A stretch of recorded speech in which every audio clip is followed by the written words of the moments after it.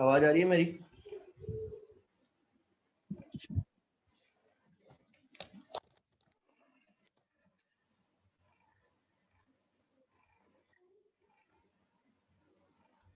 Okay, now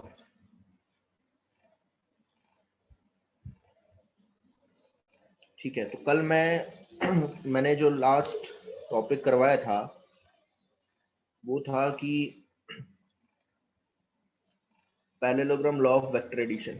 हमें अगर दो वेक्टर्स दिए जाएं तो उसका रिजल्टेंट क्या होगा या उनका एडिशन क्या होगा, रिजल्टेंट वेक्टर क्या होगा या एडिशन क्या होगा। ठीक है, तो इसको मैं आगे ले जा रहा हूं अब। ठीक है, यहीं से मैं आगे ले जा रहा हूं।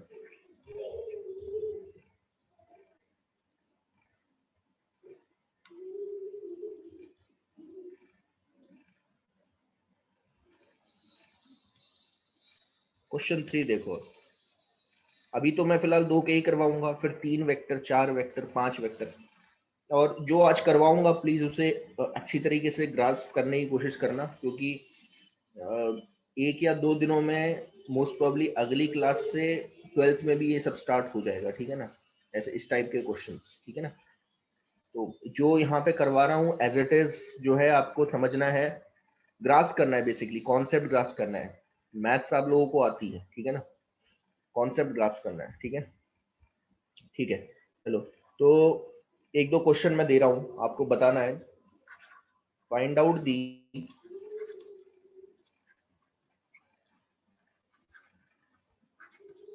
Resultant vector. इमेजिन करना कि एक बॉडी है, ठीक है, ये टेबल पे रखी है और टेबल पे मैं इस पे 2 फोर्स लगा रहा हूँ हॉरिजॉन्टली। ठीक है ना, टेबल पे हॉरिजॉन्टली फोर्स लगा रहा हूँ। एक है 10 न्यूटन इस डायरेक्शन में, एक्स एक्सिस मान लेना, ठीक है ना, और दूसरी लगा रहा हूँ इस तरफ, देखो ऐसे, ये भी 10 न्यूटन ले लो। ठीक है, और ये जो एंगल है इन दोनों के बीच का एंगल वो है 150 डिग्री। ठीक है, तो आप रिजल्टेंट फोर्स बताओ। रिजल्टेंट वेक्टर का मतलब यहाँ पे क्या है, रिजल्टेंट फोर्स क्या लगेगी। दोनों चीजें बतानी है, क्योंकि जब मैं बोल रहा हूँ रिजल्टेंट फोर्स तो इसमें डायरेक्शन और मैग्नीट्यूड दोनों शामिल हो जाएंगे। ठीक है, this is x axis and this is y axis.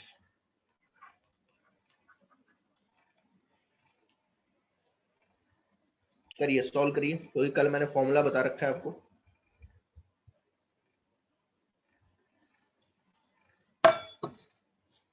हर कोई सॉल्व करेगा प्लीज, हर कोई सॉल्व करेगा। ठीक है,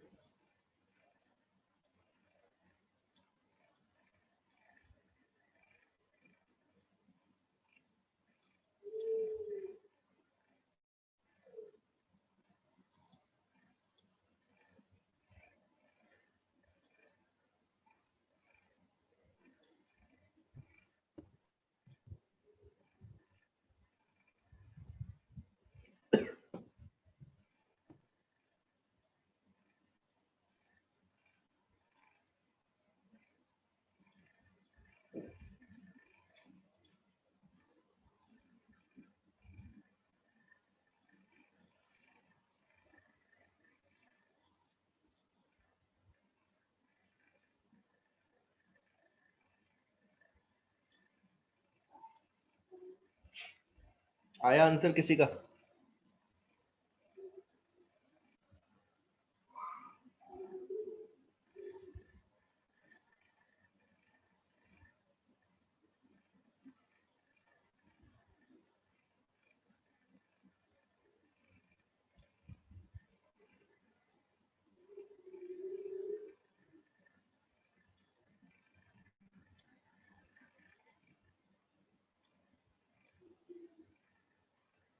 ओके, एक का आ रहा है रूट, साक्षी का आ रहा है √27। ठीक है, चलो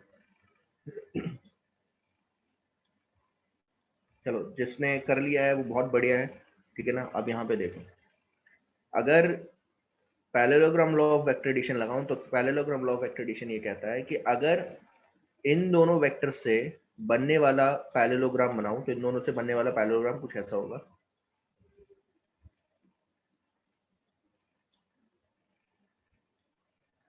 ओके,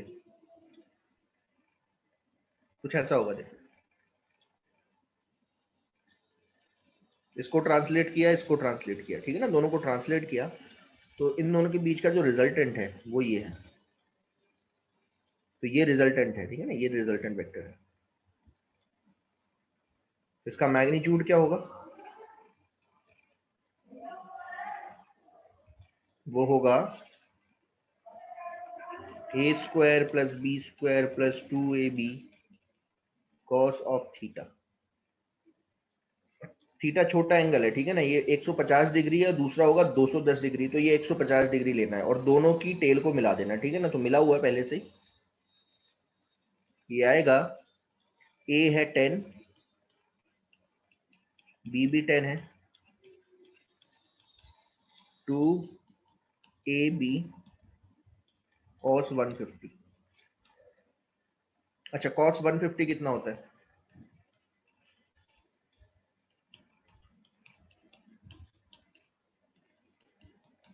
व्हाट इज cos 150? याद रखना कुछ वैल्यूज, तो वैल्यूज याद रखना। cos 120 होता है -1/2, cos 150 होता है -√3/2। प्लीज ये याद रखना, ठीक है ना। हाँ, ठीक है। माइनस sin 120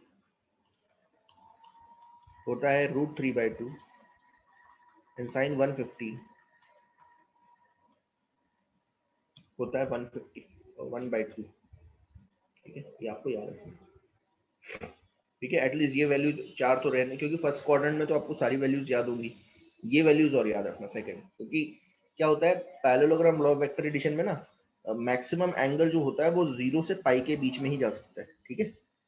जब भी दो वेक्टर को आप पैरेललोग्राम लॉ से ऐड कर रहे हो तो ज्यादा ज्यादा इतना ही जाएगा। तो ये cos 150 जो हो जाएगा वो होगा -√3/2।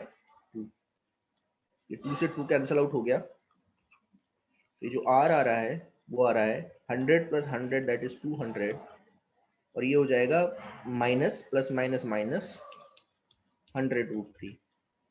अगर इसे फर्दर सॉल्व करना है तो आप सॉल्व कर सकते हो। √3 की वैल्यू होती है, कभी पढ़ा होगा 1.73, तो ये आ जाएगा 200, 1.73 इंटू 100 दैट इज 173।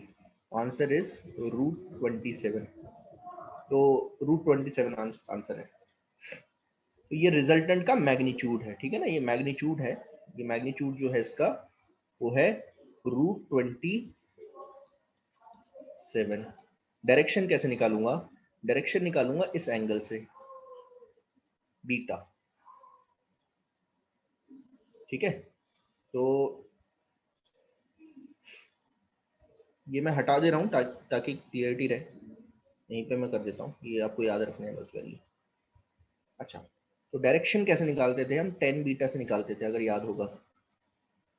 तो टेन बीटा क्या होगा? टेन बीटा होगा, अब इस केस में ए और बी क्या होगा? तो ए होगा ये। अच्छा, मैं आपको बता देता हूँ कि आपको ए और बी कैसे पहचानने हैं। तो ध्यान देना, जो एंगल, जैसे आप ये बीटा ले रहे हो ना, ये वाला बीटा ले रहे हो, अब देखो ये एंटी क्लॉकवाइज डायरेक्शन में है, तो डेफिनेटली ये एंगल नेगेटिव आएगा, ये आपको ध्यान रखना है, क्योंकि मैंने बोला था सारे एंगल आपको एंटी क्लॉकवाइज में मेजर करने हैं, ये क्लॉकवाइज है तो ये नेगेटिव आएगा, ठीक है। तो अगर ये बीटा है तो उसके साथ वाला जो वेक्टर है वो ए होता है और दूसरे वाला बी होता है, ये आपको ध्यान रखना है। तो टेन बीटा क्या हो जाएगा? 10 sin 150, ऑफकोर्स दोनों 10 ही है तो इसमें 10 10 हो जाएगा, ठीक है, 10 + 10 cos 150,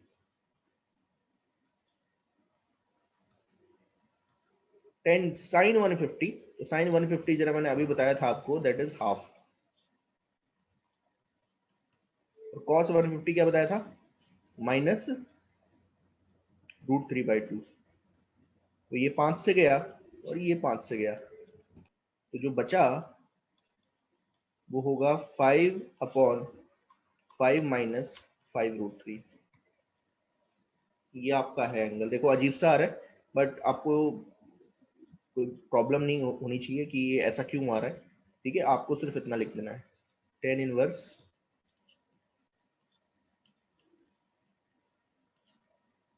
इस तरीके से।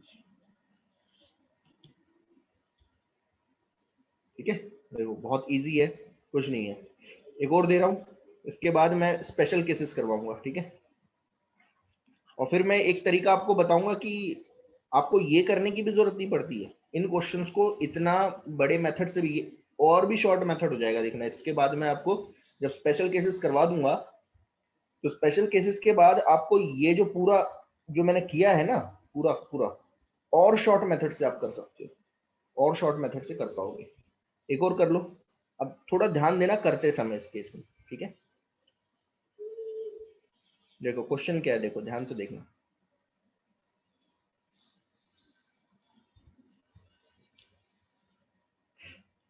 ये पहला वेक्टर है 10 न्यूटन, ये दूसरा वेक्टर है, ये है 20 न्यूटन। ठीक है, ये वाला एंगल दे रखा है 120। ठीक है, बीटा वो 75, आई थिंक 75 होगा। ठीक है, हो सकता है, क्योंकि अगर आप इसे कॉमन ले लोगे, 5 कॉमन ले लोगे, तो 1/2 माइनस √3। तो फिर ये देखना पड़ेगा कि 1/2√3 किसकी वैल्यू है। ठीक है, find out the resultant force.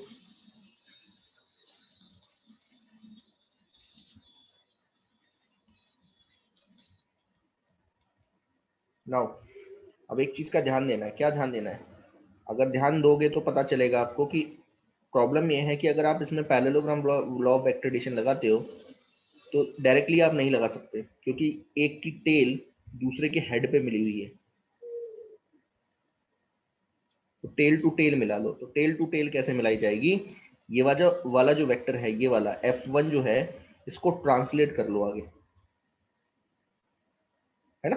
तो ट्रांसलेट करोगे ना, तो ये इक्विवेलेंट कुछ ऐसा हो जाएगा। देखो, ये तो एज इट इज रहा, F1 है 20 न्यूटन, लेकिन जब आप इसे ट्रांसलेट कर लोगे आगे की तरफ, तो ये कुछ ऐसा हो जाएगा। देखो,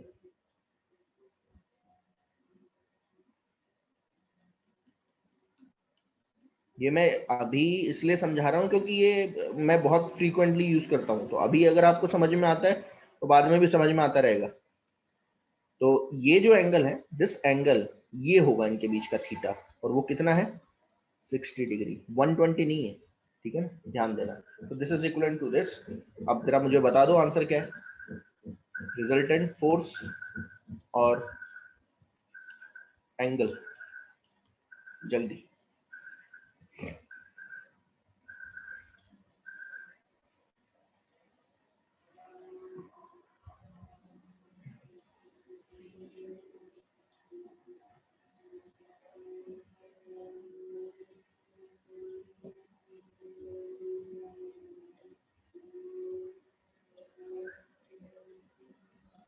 10√7, ओके।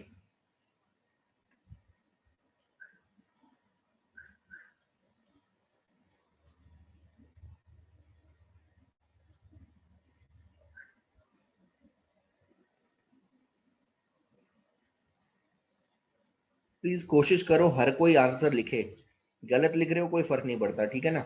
सॉल्व करो, क्योंकि ऑनलाइन क्लासेस में यही प्रॉब्लम रहती है कि पता नहीं चल पाता है कि बच्चा कर भी रहा है कि नहीं। मैं समझा रहा हूँ, ठीक है। बेटर ये है कि आप सॉल्व करके एटलीस्ट लिख दो, ठीक है ना, कि सर ये मेरा आंसर आया। हर कोई सॉल्व करे।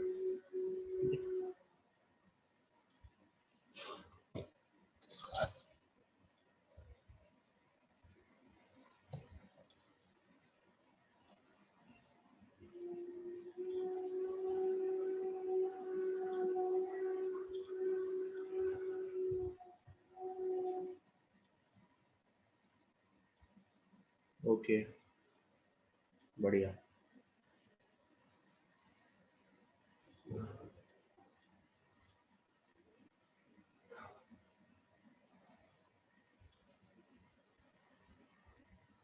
देखिए 10√7 मैग्नीट्यूड,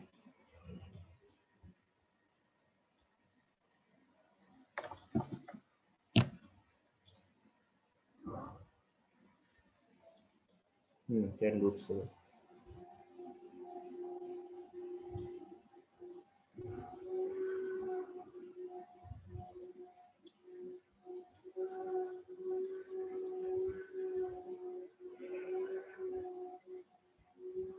चलो तो मैं अब स्टार्ट कर दे रहा हूँ, ठीक है। आर आएगा a square plus b square 2ab cos 60, ठीक है। cos 60 हाफ होता है, तो ये डायरेक्टली आप कर दो 100 प्लस 200 400 इंटू हाफ, ठीक है। 10√7 आपका कैसे, अच्छा ये 400 था, क्या गलत कर दिया क्या? 10√7 कैसे आ गया? हाँ हाँ, सॉरी सॉरी, मैंने गलत कर दिया, ये 400 है, सही है। तो ये आ जाएगा √700, और √700 क्या होगा? 10√7 न्यूटन, ठीक है। बीटा रिजल्टेंट जाएगा, ये होगा रिजल्टेंट, ठीक है ना। और ये एंगल है बीटा, 10 बीटा होगा आपका, ये 20 है तो 20 बी हो जाएगा, है ना। तो 20 sin 60 upon 10 plus 20 cos 60। sin 60 is √3/2 and cos 60 is half,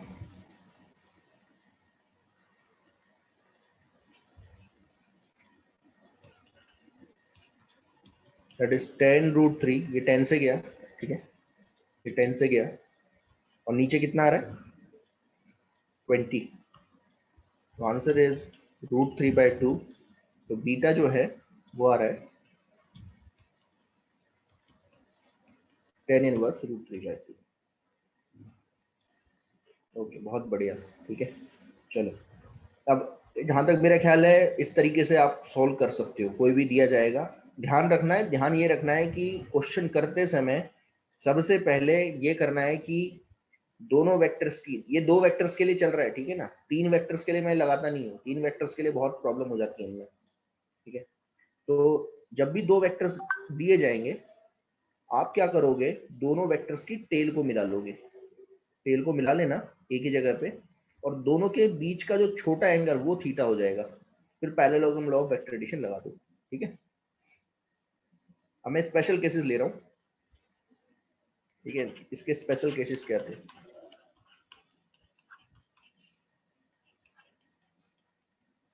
ये बहुत इंपॉर्टेंट है, क्योंकि अगर स्पेशल केसेस आते हैं तो इन क्वेश्चंस को आप और अच्छी तरीके से कर पाओगे, बहुत इजी तरीके से कर पाओगे। तो स्पेशल केस ये था कि हमें पता चला कि 2 वेक्टर को जब हम वेक्टोरली ऐड करते हैं, तो जो वेक्टर आता है उसका मैग्नीट्यूड होता है ये, और डायरेक्शन होती है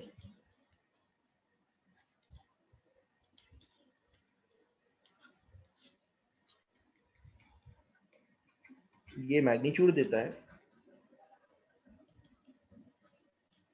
और ये डायरेक्शन दे देता है।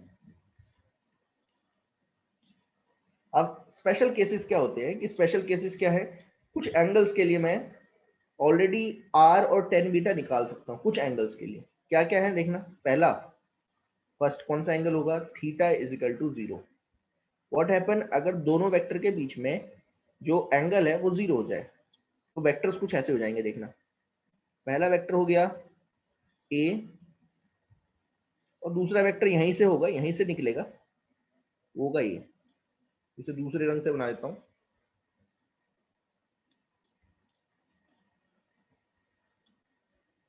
इसकी टेल मिली हुई है लेकिन ऊपर नीचे बना है, लेकिन ये एक ही जगह से पास आउट है, ठीक है ना।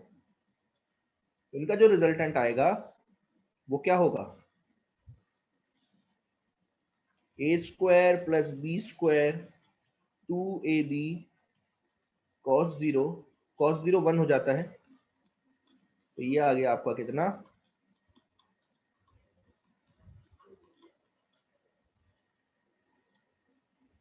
हाँ cos 0 1 हो जाएगा। तो ये डायरेक्टली आप कर सकते हो, ये फॉर्मूला बन गया a square plus b square 2ab का, इसका फॉर्मूला ये a प्लस बी का होल स्क्वायर, ठीक है। हाँ तो आंसर जो आएगा वो आएगा a plus b. By the way आपको एक चीज मैं बता देता हूं, जब आप मैथ्स में करते हो ना तो ये जो है ये आता है plus minus a plus b, अगर मैथ्स में करोगे, बट यहाँ पे माइनस नहीं लेते। उसका रीजन है ये a और b जो है ना ये मैग्नीट्यूड है, मैग्नीट्यूड ऑफ a, और ये है मैग्नीट्यूड ऑफ b। एंड एक पॉइंट यहाँ पे लिख रहा हूं, मैग्नीट्यूड कभी भी नेगेटिव नहीं होता है, magnitude can never be negative, negative नहीं हो सकता,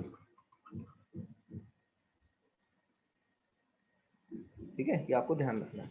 तो जो रिजल्टेंट वेक्टर होगा उसका मैग्नीट्यूड क्या होगा, सिंपल a और b के मैग्नीट्यूड को ऐड कर दो, ठीक है। और डायरेक्शन, तो डायरेक्शन भी निकाल लेते हैं, डायरेक्शन यहाँ पे निकाल लेता हूँ, tan थीटा tan बीटा क्या होगा देखो, b साइन थीटा कितना है 0, a प्लस बी cos 0। अच्छा ऊपर साइन 0 है तो ये 0 ही हो गया डायरेक्टली, है ना, तो बीटा भी 0 हो जाएगा। मतलब रिजल्टेंट कहाँ आएगा, रिजल्टेंट यही बना रहा हूँ देखो, ये रिजल्टेंट है, देखो ये रिजल्टेंट है, ये है रिजल्टेंट वेक्टर।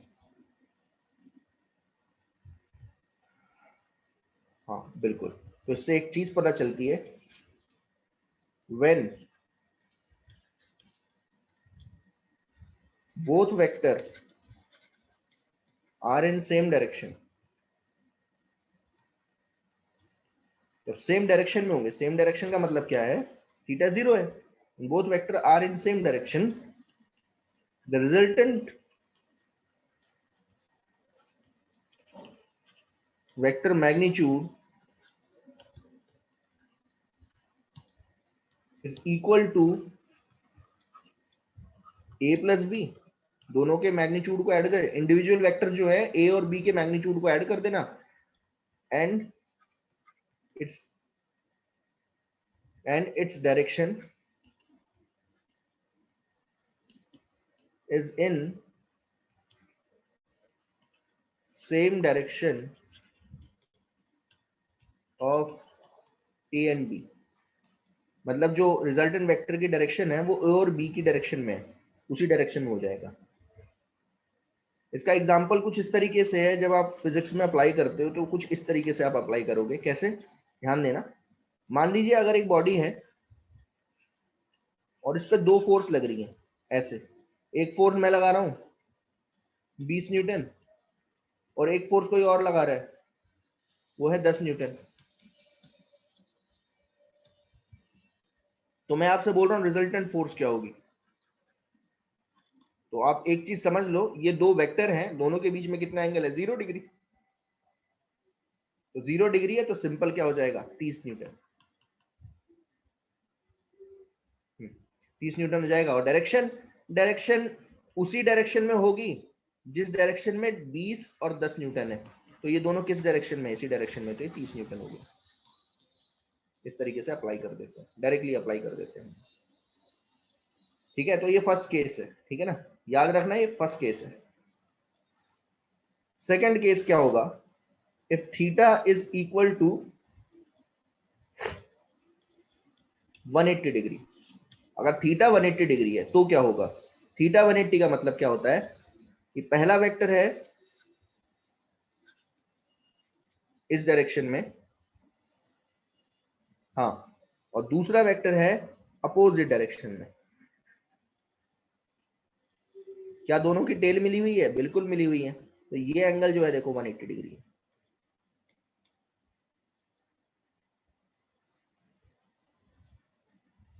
बाय द वे एक चीज और मैं बता देता हूं, ये जो मैग्नीट्यूड होता है ये सबसे ज्यादा होता है, मतलब दो वेक्टर को अगर आप ऐड करोगे ना तो सबसे ज्यादा मैग्नीट्यूड जो आ सकता है वो a प्लस बी है, इससे ज्यादा नहीं आ सकता।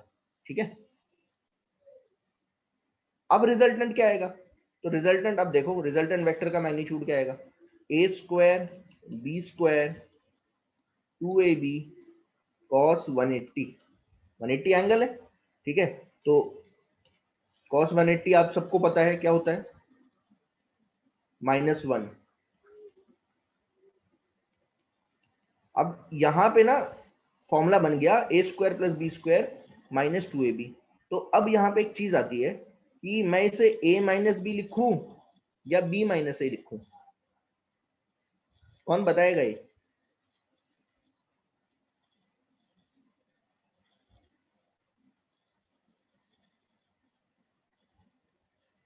a माइनस बी लिखूं कि b माइनस a लिखूं, क्योंकि दोनों ही हो सकता है। तो ध्यान देना, ध्यान क्या ध्यान देने वाली बात है, a माइनस बी तब लिखोगे if magnitude of a is greater than magnitude of b। ठीक है, ध्यान देना ये, हाँ वो फर्स्ट आ जाएगी, बहुत बढ़िया। और b माइनस a कब लिखोगे, if magnitude of b is greater than magnitude of a। मतलब कहने का मतलब ये है कि जब भी दो वेक्टर अपोजिट डायरेक्शन में हो तो जो रिजल्टेंट वेक्टर होता है वो दोनों के मैग्नीट्यूड के डिफरेंस के इक्वल हो जाता है। जैसे एग्जांपल के तौर पे क्या होगा कि मान लीजिए ये एक बॉडी है, एक ने फोर्स लगाई 40 न्यूटन और दूसरे ने फोर्स लगाई अपोजिट डायरेक्शन में 20 न्यूटन। तो आप झट से बता दोगे कि सर ये दोनों अपोजिट डायरेक्शन में, दोनों के बीच में कितना एंगल है, 180 डिग्री। तो जो रिजल्टेंट आएगा, रिजल्टेंट फोर्स जो लगेगी इन दोनों का, रिजल्टेंट जो होगा वो कितना होगा, 40 माइनस 20, दोनों को सब्ट्रैक्ट कर देना। लेकिन किसमें से किसको सब्ट्रैक्ट करोगे, ये आपको ध्यान देना है, बड़े वाले मैग्नीट्यूड में से छोटे वाले मैग्नीट्यूड को माइनस कर देना। तो जो रिजल्टेंट आएगा वो क्या होगा, वो आएगा 20 न्यूटन। देखो इसको ऐसे समझो, 20 को जो है, ये जो 40 है ना, 40 को ऐसे लिख लो, 20 और ये 20,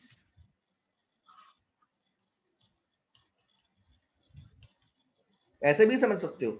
ये 20 और ये 20 एक दूसरे को क्या कर देंगे, कैंसल आउट कर देंगे, तो बचा हुआ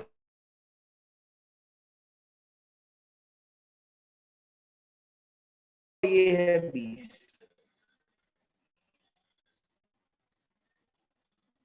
कैसे आप सोच सकते हो, तो डायरेक्शन किस तरफ आएगी, अब डायरेक्शन बताने की जरूरत है, इसमें डायरेक्शन बताने की जरूरत है, डायरेक्शन बताने की जरूरत नहीं है, सीधा लिख देना डायरेक्शन क्या है, डायरेक्शन ऑफ रिजल्टेंट वेक्टर किस तरफ आएगा।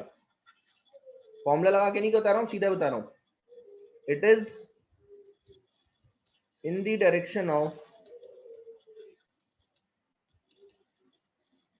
it is in the direction of vector whose magnitude is larger।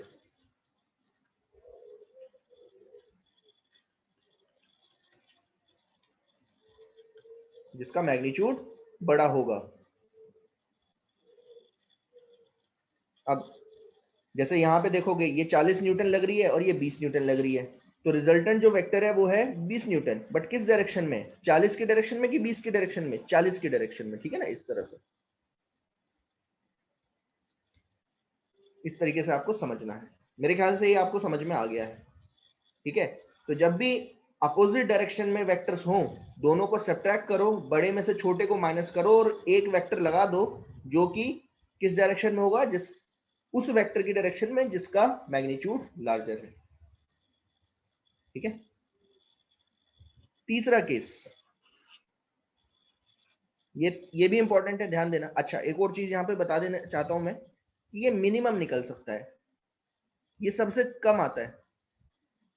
मतलब दो वेक्टर को जब आप ऐड करोगे तो सबसे ज्यादा जो निकल सकता है, सबसे बड़ा जो मैग्नीट्यूड निकलेगा वो होगा a प्लस बी। मतलब रिजल्टेंट का जो मैग्नीट्यूड है वो सबसे जो ज्यादा निकल सकता है वो a प्लस बी हो सकता है, और जो सबसे कम निकलेगा वो a माइनस बी होगा, इससे कम नहीं हो सकता। And if theta is 90 degree, now ये बहुत इंटरेस्टिंग केस है।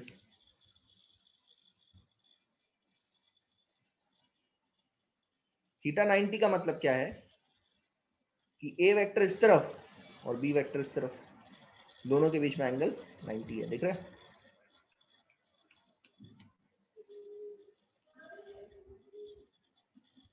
तो अब बताओ रिजल्टेंट क्या होगा।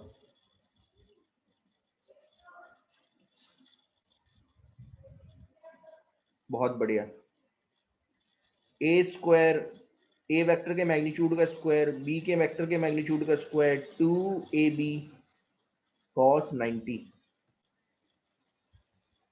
cos 90 जीरो है तो r कितना आ जाएगा, under root a square plus b square.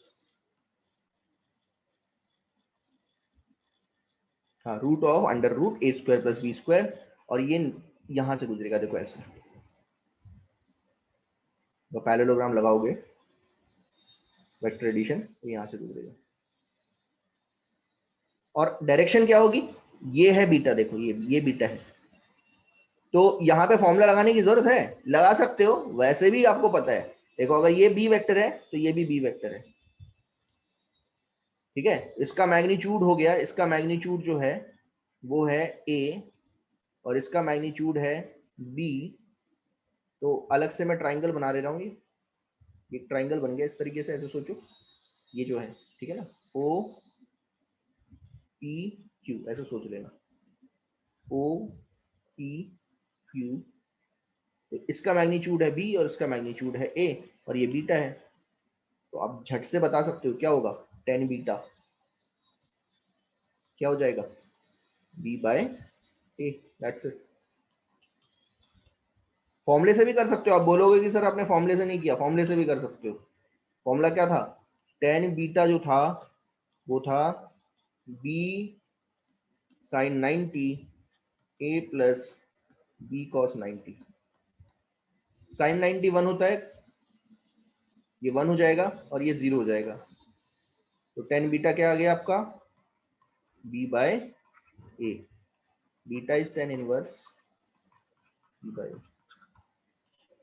तो इसमें फॉर्मूला लगाने की जरूरत नहीं है, आप सीधा क्या कर सकते हो, b को ट्रांसलेट करना और ट्राइंगल से निकाल लेना, टेन थीटा से डायरेक्टली पता चल जाएगा आपको ये एंगल, ठीक है ना, टेन थीटा से। तो ये तीसरा केसेस है, तीसरा केस हो गया। इसके अलावा ये तीन स्पेशल केस हैं, इसके अलावा बहुत सारे बन सकते हैं, 120 हो सकते हैं, 150, लेकिन वो कराने की जरूरत नहीं है, क्योंकि ये तीन केसेस मैंने स्पेशली इसलिए करवाए हैं क्योंकि अब मैं इनको, इन क्वेश्चंस को और शॉर्ट मेथड से करूंगा, इन क्वेश्चंस को और शॉर्ट मेथड से कर दूंगा, ठीक है ना। शॉर्ट मेथड क्या होगा, अब मैं यहाँ पे लिख रहा हूँ एक्स्ट्रा, देखिए ध्यान से समझना, यहाँ पे ये दूसरा है, ठीक है। आप क्या लिखोगे, how to add more than two और मोर देन टू वेक्टर्स। हाँ, tan beta is equal to b by. How to add का मतलब क्या है, हाउ टू, और इसे ऐसे भी सोच सकते हो, how to find out the resultant of more than two vectors. अब देखो ये बहुत इंटरेस्टिंग हो जाएगा। इंटरेस्टिंग कैसे है, अब बोलोगे कि सर आपने तो तरीका बताया हुआ है, आप तीनों वेक्टर्स को निकालो और ऐड कर दो, लेकिन वो बहुत बड़ा तरीका हो जाएगा। मान लीजिए मैं ऐसे दे दूं, ध्यान से समझना इस चीज को, कि मान लीजिए तीन वेक्टर हैं, ऐसे ऐसे दे दिया जाए, ध्यान से समझना इस चीज को, जो मैं बताने की कोशिश कर रहा हूं ध्यान से समझना है। थीटा इज इक्वल टू, मान लीजिए ये 30 डिग्री है, एक वेक्टर है 20 न्यूटन का 30 डिग्री पे लग रहा है, फिर दूसरा वेक्टर है 20 न्यूटन का, वो 90 पे लग रहा है, ये एंगल 90 दिया हुआ है, और तीसरा वेक्टर है अगेन 20 न्यूटन का, ये 120 पे लग रहा है। अब मैंने आपसे पूछा बताओ इन तीनों का रिजल्टेंट क्या होगा। तो अगर आपने वो वाला मेथड किया, ध्यान देना जो मैंने कल बताया था, एक तरीका बताया था ना, एक तो तरीका ये हो सकता है आप बोलोगे कि सर ये 20 है, ये वाला 20 और ये वाला 20, इन दोनों का रिजल्टेंट निकाल लो, वो कहीं यहाँ आएगा, और फिर जो रिजल्टेंट है उसका रिजल्टेंट निकाल लेना इसके साथ। तो मैं बोलूंगा ये बहुत बड़ा है, ये बहुत बड़ा हो जाएगा, इसमें कैलकुलेशन बहुत ज्यादा चाहिए होती है। फिर आप एक और बोलोगे सर आपने कल भी एक और तरीका बताया था, आपने बोला था कि सर वेक्टर को हम ऐसे भी निकाल सकते हैं, जैसे ये एंगल जो था, ये जो वेक्टर है वो कैसे निकालोगे, इसका मैग्नीट्यूड है 20 और इस डायरेक्शन का यूनिट वेक्टर क्या होगा, मैग्नीट्यूड को यूनिट वेक्टर से मल्टीप्लाई कर दिया, cos 30 आई कैप sin 30 जे कैप, ये पहला वेक्टर हो गया। दूसरा वेक्टर ये वाला, इसका मैग्नीट्यूड है 20, एंगल कितना बना रहा है, 90, cos 90 आई कैप sin 90 जे कैप, ये दूसरा वेक्टर हो गया। तीसरा वेक्टर क्या होगा, ये वाला वेक्टर, इस डायरेक्शन का वेक्टर क्या होगा, मैग्नीट्यूड है 20, cos 120 आई कैप sin 120 जे कैप। तो ये देखो तीन वेक्टर हो गए। तो आप बोलोगे कि सर ऐसे वेक्टर निकालते जाओ और जो रिजल्टेंट वेक्टर होगा वो इन सब का सम होगा।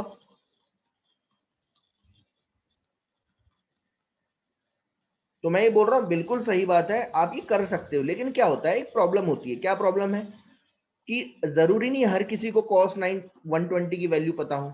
अगर आपने यहाँ पे कहीं गलत वैल्यू पुट कर दी तो आंसर गलत आएगा, दूसरा कैलकुलेशन बहुत ज्यादा बड़ी हो जाएगी। करने को आप कर सकते हो, F1 जो होगा वो कितना आएगा, 20 cos 30, कौन बताएगा cos 30 क्या होता है, √3/2 आई कैप, sin 30 1/2 जे कैप, मल्टीप्लाई कर दो अंदर 20, जैसे ही 20 मल्टीप्लाई करोगे तो ये आएगा 10√3 आई कैप एंड 10 जे कैप। ये देखो पहला हो गया। दूसरा 20 cos 90 0 sin 90 1, तो ये डायरेक्टली आ जाएगा 0 आई कैप प्लस जे कैप, 20 जे कैप हो गया। और तीसरा जो होगा वो होगा 20 cos 120 होता है -1/2 और sin 120 होता है √3/2। तो ये आएगा, मल्टीप्लाई करोगे तो आएगा -10 I cap 10√3 J cap. Now add them up, है ना। अगर आप ऐड करते हो तो रिजल्टेंट वेक्टर जो आएगा, इन तीनों को ऐड करोगे, ऐड करना आपको पता है कैसे ऐड करते हैं, आई कंपोनेंट अलग ऐड होता है, जे कंपोनेंट अलग ऐड होता है। तो आई कंपोनेंट ऐड कर दो, ये दोनों ऐड होंगे तो ये क्या आएगा, 10√3 आई कैप -10 आई कैप, और ये तीनों अलग ऐड होंगे, 10 I cap 20 J cap plus 10√3 J cap. तो जो रिजल्टेंट वेक्टर आया वो आया 10√3 -10 आई कैप, और ये आएगा, ये हो जाएगा 10 एंड 20 30 प्लस 10√3 जे कैप। अब ये वेक्टर हो गया, तो रिजल्टेंट जो आता था कल मैंने आपको बताया था, वो आता था क्या, एक्स कंपोनेंट का स्क्वायर करो, वाई कंपोनेंट का स्क्वायर करो और ऐड करके रूट ले लो, तो ये आ जाएगा 10√3 -10 का होल स्क्वायर 30 प्लस 10√3 का होल स्क्वायर। ये आप अब इसे सॉल्व करना पड़ेगा, देखो कितना बड़ा चल रहा है।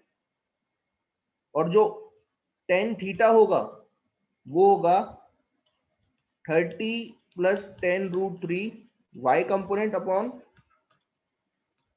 x component. तो आंसर जो आएगा वो 10 कॉमन लेके काट देना, 3 plus root 3 upon root 3 minus 1, तो ये आ जाएगा आपका। देखो क्या बहुत बड़ा है, बहुत बड़ा है भाई, मैं इतना करना ही नहीं चाहता, इतना बड़ा करना ही नहीं है मुझे। मैं शॉर्ट तरीका अप्लाई करूंगा। शॉर्ट तरीका क्या होता है, ये वाले शॉर्ट तरीके हैं, स्पेशल केसेस। आपको क्या करना है, मैं इंपॉर्टेंट पॉइंट लिख रहा हूं यहां पे। देखो ये बिल्कुल सही है, मैं फिर बता रहा हूं, दिस इज एब्सोल्युटली करेक्ट, ये एब्सोल्युटली करेक्ट है, this is absolutely correct.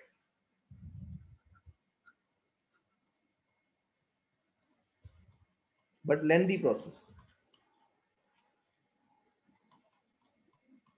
Process बहुत ज्यादा लेंथी है, कैलकुलेशन बहुत ज्यादा हैवी है इसमें, ठीक है ना। इतना बड़ा करने की जरूरत नहीं है। करोगे कैसे आप, जब भी, कौन बताएगा, किसी को पता है करने का तरीका क्या करते हैं?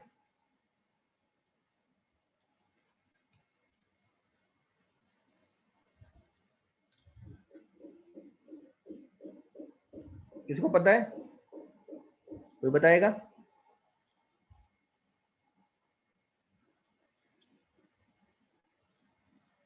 नहीं पता, चलो ठीक है, मैं बता देता हूं। इफ मोर देन क्या, टू एंड मोर देन लिख रहा हूं, ठीक है, दोनों केसेस में अप्लाई हो सकता है। इफ टू और more than to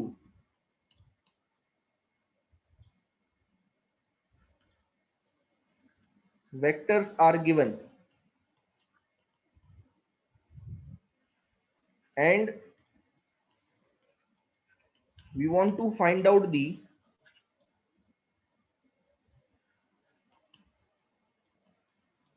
resultant of these vector, तो आप क्या करोगे? सबसे पहले first resolve the vectors into its rectangular component। अच्छा, आप बोलोगे सर रेक्टेंगुलर कंपोनेंट क्या होते हैं, तो आपको याद होगा साइन एंड कॉस कंपोनेंट होते हैं ना, साइन एंड कॉस कंपोनेंट, ये आपको याद होगा। ये तो आपको आता ही होगा साइन एंड कॉस कंपोनेंट कैसे लेते हैं, ठीक है, ये सबको आता होगा। अगर नहीं आता होगा तो वो बता दूंगा अभी, ठीक है ना। सबसे पहले आपको ये प्रोसेस करना है, जितने भी वेक्टर्स हैं उनको साइन और कॉस कंपोनेंट में रिजॉल्व कर दो, ठीक है। सेकंड क्या करना है, then apply the special cases until only two vectors are left, until two vectors are left। और इसके बाद तीसरा पॉइंट जो है ना वो मैं लिखवाऊंगा आपको, तीसरा पॉइंट लिखवाऊंगा। अब देखो मैं ये करके दिखाता हूं आपको,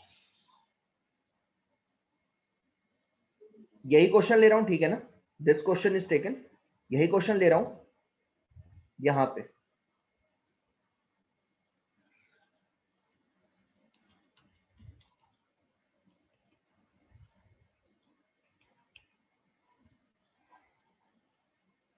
एंड प्लीज मुझे जो है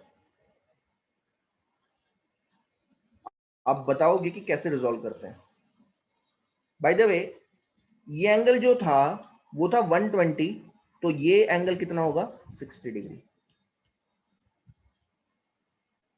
ठीक है। अब जरा कौन मुझे बताएगा कि 20 का ये वाला कंपोनेंट क्या होगा? 20 cos 30। बहुत बढ़िया, 20 cos 30। प्लीज मुझे एक बार बता दो कि ये रेक्टेंगुलर कंपोनेंट्स पता है ना सबको? Yes sir. ओके, बहुत बढ़िया। ये 20 cos 30 है, तो ये वाला कौन सा होगा? 20 sin 30। sin 30 हो गया। अब क्योंकि आपने ये 20 न्यूटन जो है रिजॉल्व कर दिया है ना, देखो मैं फिर बता रहा हूं, ये मेथड प्लीज जो है समझ लो, क्योंकि जब मैं ट्वेल्थ में डेरिवेशंस करवाऊंगा ना, ट्वेल्थ के डेरिवेशन, उसमें ये बहुत यूज होने वाला है, बहुत यूज होगा, तो ध्यान से समझ लो इस चीज को। 20 का ये वाला कंपोनेंट होगा 20 cos 30। फिर बता देता हूं कैसे होता है। ये वाला जो एंगल है, जो एंगल दिया होता है, जैसे 20 का जो एक्स एक्सिस के साथ एंगल है वो दिया हुआ है, तो उसके साथ जो कंपोनेंट होगा, ये वाला जो कंपोनेंट होगा वो कॉस हो जाता है 20 cos 30, और जो दूसरे वाला कंपोनेंट है वो साइन होता है। अब ये 120 है, ये 60 हो गया। अब 60 का बताओ, ये वाला बताओ क्या होगा? 20 cos 60। 20 cos 60। और ये वाला क्या होगा? 20 sin sin 60। 60। 20 sin 60। ठीक है। अब आपको क्या करना है, क्योंकि आपने इन दोनों, इसको और इसको रिजॉल्व कर दिया ना, तो अब इन्हें हटा देना है। ये इक्विवेलेंट हो जाएगा किसके? 20 cos 30, 20 cos 60, और यहां पे 3 वेक्टर हैं।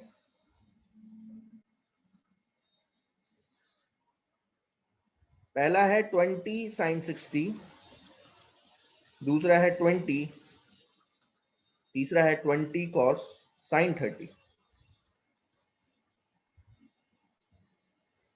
नाउ अब आप क्या करोगे? अब वैल्यू पुट करो। cos 60 की जो वैल्यू होती है वो क्या होती है? cos 30 कितना होगा? √3/2। √3/2। बहुत बढ़िया। cos 60 half. ये तो 20 है, इसको तो करने की जरूरत नहीं है, ये तो रिजॉल्व होगा ही नहीं, 20 तो रिजॉल्व ही नहीं हो रहा, वो ऑलरेडी रिजॉल्व है। ठीक है, ये होगा 20 sin 60 दैट इज √3/2, और ये होगा 20 sin 30 दैट इज हाफ। अब इसको यहां ले जा रहा हूं, ध्यान देना। ऐसे ये आपको एक ही जगह करना है, मैं अलग अलग करके दिखा रहा हूं, लेकिन एक ही जगह कर लेते हैं। ठीक है ना, ये 10 से गया तो ये आ गया 10√3, ये भी 10 से गया, ये 10 आ गया। यहां देखो ये आएगा। अब देखो, क्योंकि ये तीनों वेक्टर एक ही जगह पे हैं, देखो एक ही डायरेक्शन में है, तो पहला स्पेशल केस यहां पे यूज हो जाएगा कि जब थीटा 0 होता है तो हम क्या कर देते हैं, वेक्टर को ऐड कर देते हैं, है ना, सिंपल ऐड कर देते हैं। देखो a प्लस बी, अगर 3 होते तो a प्लस बी प्लस सी हो जाता, तो मैं तीनों को ऐड कर देता हूं डायरेक्टली। तो ये है 10√3, दूसरा है 20, और तीसरा है 10। तो बचा क्या? अब देखो, अब जरा यहां सोचो, ये जो वेक्टर है ये कितना हो गया? तीनों को ऐड किया तो ये आ गया आपका कितना? 30 प्लस 10√3। जहां तक मेरा ख्याल है समझ में आ गया। यस हाँ, सर। तो तीनों को ऐड कर दिया, 30 प्लस 10√3। अब बताओ, इन दो वेक्टर्स को देखो, इसको और इसको, कौन बताएगा कितना एंगल है दोनों के बीच में? 180। 180। तो 180 में क्या करते थे हम? बड़े में से छोटे माइनस कर कर देते हैं। तो बड़ा कौन है, 10√3 की 10? 10√3। तो 10√3 में से क्या करो, 10 को माइनस कर दो, और जो वेक्टर है वो किस डायरेक्शन में होगा? जो बड़े वाला वेक्टर है 10√3। अब देखो, मैंने रिजॉल्व करके क्या लेके आ गया हूं मैं? इन सबको, थे 3 वेक्टर, रिजॉल्व करते करते करते मैंने 2 वेक्टर में लेके आ गया। अब ये दो जो वेक्टर हैं इनको ऐड करना आपको आता है। कौन सा? तीसरा केस, 90 डिग्री वाला। क्या होगा रिजल्टेंट, बताएगा कोई? अगर दो वेक्टर्स के बीच में एंगल 90 डिग्री हुआ करता था, तो जो रिजल्टेंट था वो पाइथागोरस थ्योरम से निकल जाता था। क्या होगा आंसर? 30 प्लस 10√3 का होल स्क्वायर प्लस 10√3 माइनस 10 का होल स्क्वायर। ये देखो, ये तीसरा केस है। देखो, जब 90 डिग्री हुआ करता था तो हम यूज कर लिया करते थे इस तरीके से, सीधा पाइथागोरस थ्योरम से निकाल दिया। और डायरेक्शन कैसे निकालते थे? इसको ट्रांसलेट करो, बी को इस तरफ ट्रांसलेट कर दो, यहाँ पे ये ट्राइंगल बनाओ और सीधा टेन बीटा लगा दो। यहाँ पे मैं वही करूंगा, ये बीटा हो गया, इसको ट्रांसलेट करके लेके आओ यहाँ पे, तो टेन बीटा क्या हो जाएगा 30 प्लस 10√3 डिवाइडेड बाय 10√3 माइनस 10। तो देखो ये वही आ गया, बीटा क्या है 10 इनवर्स, 10 कॉमन लेके काट दो, 3 माइनस √3 अपॉन √3 माइनस 1 आ गया। देखो ये देखो। अब अगर आप बोलोगे सर ये भी तो लेंदी प्रोसेस है, तो मैं बोलूंगा ये लेंदी प्रोसेस नहीं है, ये तो मैंने अकेले अकेले करके दिखाया है। क्वेश्चन जो ऐसे नहीं आते कि 30 डिग्री 60 डिग्री दिए जाए, स्पेशल एंगल आते हैं, 2-2 मिनट में देखो आंसर निकलेगा। ये समझ में आया कि नहीं सबको? इसमें तो एंगल मैंने 30 और 60 लिए थे ना, इसलिए प्रॉब्लम हो रही है। मैं अगर यहाँ 53 37 ले लेता तो अभी निकल जाता, 2 मिनट में निकलता। मुझे बताओ ये समझ में आया सबको?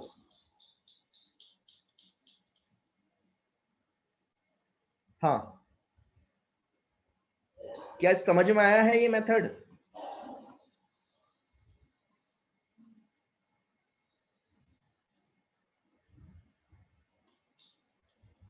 यार रिस्पॉन्स नहीं मिल रहा।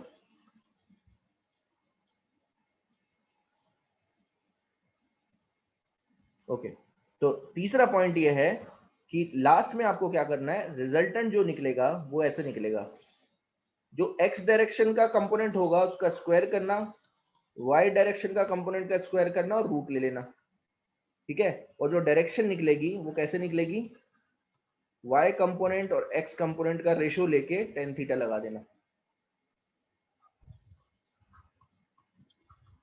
तो ये मेथड थोड़ा सा इजी है।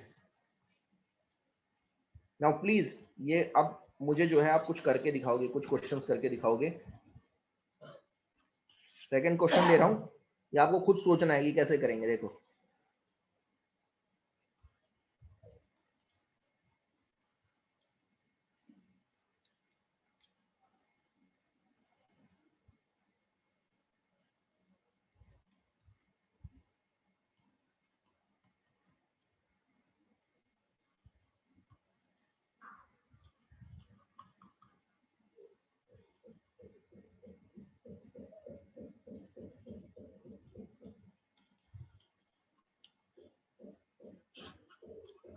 करिए, यहाँ पे कुछ वैल्यूज लिख देता हूं।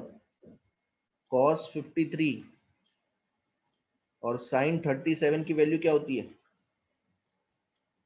3/5 याद रखना, और cos 37 और sin 53 ये होती है 4/5। इनकी वैल्यूज हमेशा आप याद रखोगे, क्योंकि मैं जनरली यही एंगल्स लेता हूँ क्वेश्चन कराते समय, इजी पड़ता है क्योंकि इनमें रूट्स नहीं है।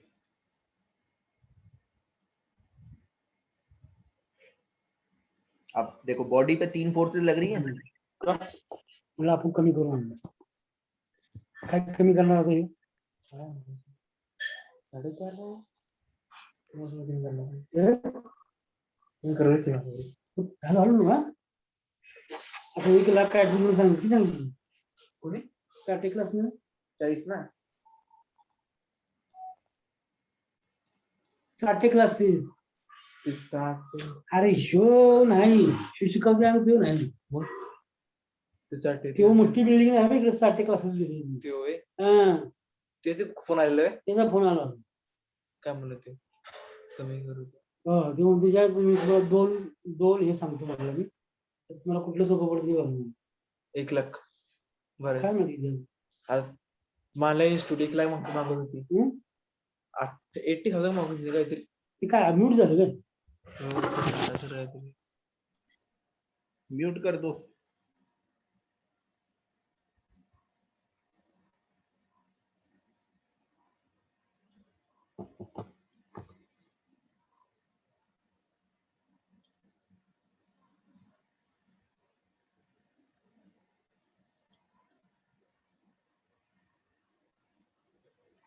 आया किसी का आंसर? 2 minute sir.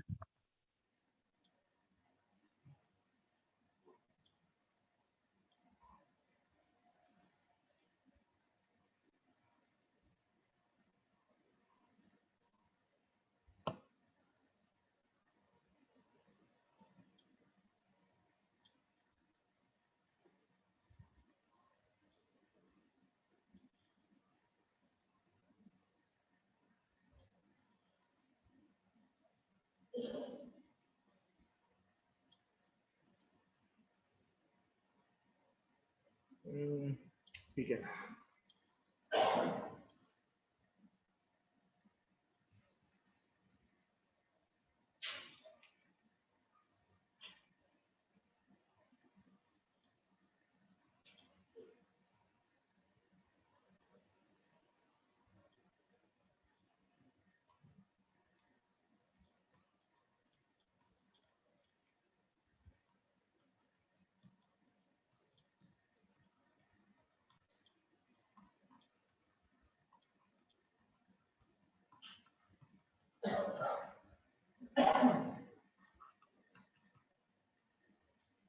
रिजॉल्व करो चलो।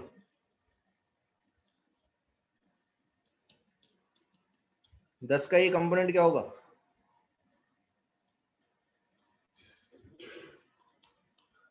10 cos 53, तो ये क्या होगा? 10 नहीं, 100 sin 53। रिजॉल्व कर लिया ये पहला, ठीक है। अब ये रिजॉल्व करो।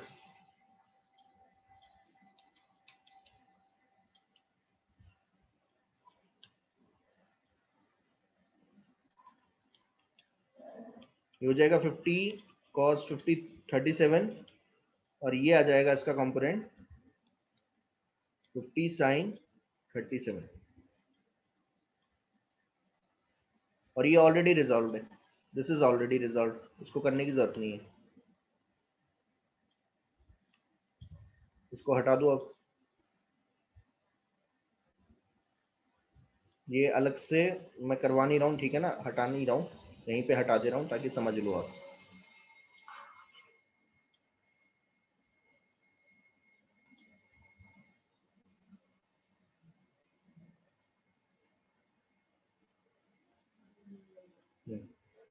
तो 100 cos 53 कितना होगा? 100 cos 53 होता है 60 न्यूटन, है ना, 60 न्यूटन हो गया। एंड 100 sin 53 ये हो जाएगा 80 न्यूटन। वैसे ही 50 cos 37 अलग से कर सकते हो, ये 50 cos 37, 50 cos 37 होगा, cos 37 कितना होता है? 4/5, ये हो जाएगा 40, और 50 sin 37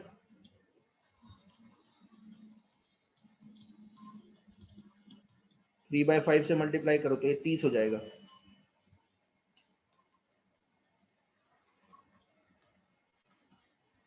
अब 60 और 40 के बीच में कितना एंगल है? 180। तो इन दोनों का जो रिजल्टेंट आएगा वो 60 की तरफ होगा, और कितना आएगा? 60 - 40 दैट इज 20। ये दोनों ऐड हो गए 110, और ये 30। वैसे तो मैं डायरेक्टली कर सकता था, 30 और 30 कैंसिल आउट हो जाएंगे तो बचेगा 80, लेकिन करके दिखा रहा हूं। 110 और 30 के बीच में कितना एंगल है? अगेन 180। तो कितना आंसर आएगा? 110 - 30 यानी कि 80 न्यूटन। किस तरफ? 110 की डायरेक्शन में, ऊपर की तरफ। तो ये 80 हो गया और ये 20 हो गया, तो लास्ट में बच गया मेरा, दो वेक्टर्स बच गए। इन दोनों के बीच में 90 डिग्री एंगल है, तो जो रिजल्टेंट आएगा वो क्या होगा? x कंपोनेंट का स्क्वायर प्लस y कंपोनेंट का स्क्वायर, और जो थीटा होगा वो होगा इधर, ये जो एंगल है बीटा, सॉरी 10 बीटा, वो क्या होगा? y component upon x component. तो कुछ का आंसर आ गया है। ये आंसर होगा कितना? ये हो गया 400, और ये होगा 6400। तो आंसर जो आया वो आया 10√68, और जो बीटा आया वो आया 10 इनवर्स 4।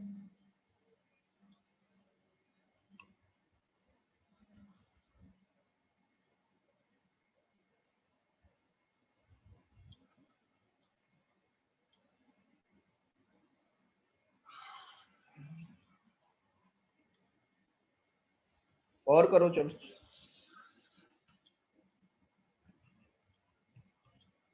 अब देखो, अगर मैं दो वेक्टर्स की बात करूं ना, तो अब तो 2 मिनट में निकल जाएगा, देखना। अगर मान लीजिए 10 न्यूटन है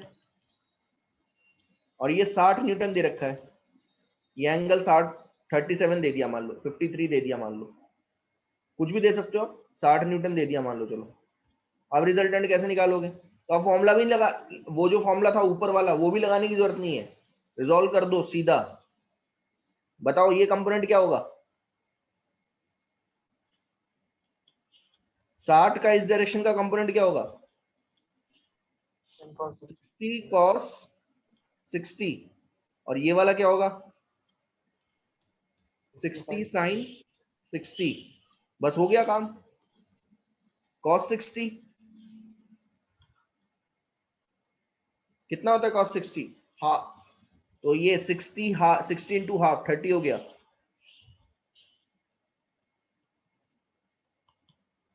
और 60 sin 60 √3/2 होता है, तो ये हो जाएगा 30√2।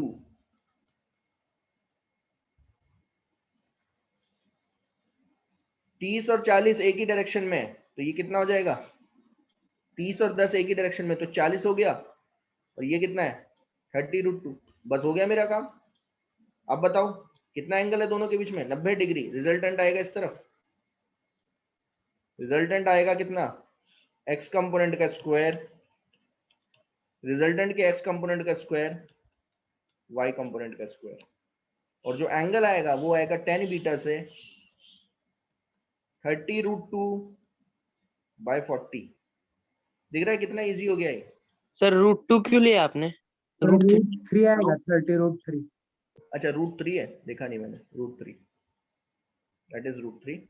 देखो कितना इजी हो गया, tan इनवर्स 3√3/4, और ये रिजल्टेंट जो आएगा वो कितना आएगा? 1600, और ये आएगा 90 इंटू 3। 90 इंटू 3 कितना होगा? 2700। हो गया मेरा काम। 4300 आर आया 10√43। दिख रहा है? इसलिए मैंने आपको बोला था कि जब भी आप कोशिश किया करो कि ये मेथड लगाए करो, ये जो मैंने अभी बताया ना रिजॉल्व करने वाला, try to apply this method to find out the resultant. बहुत इजी पड़ जाता है, वरना क्या है, इन मेथड्स में कहाँ पढ़ोगे? हाँ आने चाहिए ये मेथड, ऐसा नहीं है। अगर आप बोलोगे कि मुझे तो वो आता है ये नहीं आता, आना चाहिए, लॉजिकल है, लेकिन सॉल्व जब करोगे तो सॉल्व इससे ही करना। अब मैं 2-3 दे रहा हूं आपको, ये करते रहो। आज जो है मैं यही करवाऊंगा, क्योंकि ये यूजुअली जो है अब अप्लाई होता रहेगा। मैं 2-3 क्वेश्चन देता हूं, प्रैक्टिस करो, आंसर तक पहुंचो प्लीज।